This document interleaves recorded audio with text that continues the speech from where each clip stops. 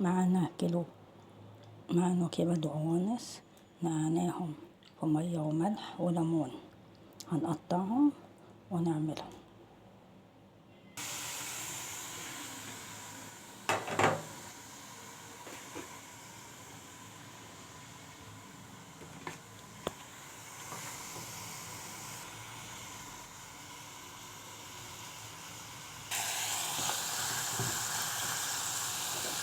كده اتشوحت التوابل، بصل بودرة وتوم بودرة وبابريكا، فلفل اسود، زعتر، كزبرة، قرفة، 7 بهارات، ملح، كله معلقة.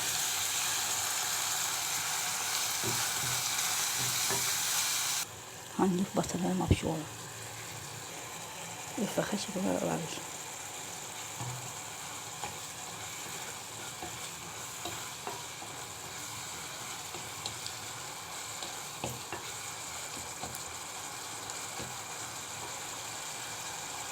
هنسيبهم بقى لما يستووا، هيبقوا بالمنظر ده كده. نخلي لها صوص كده وتبقى كده.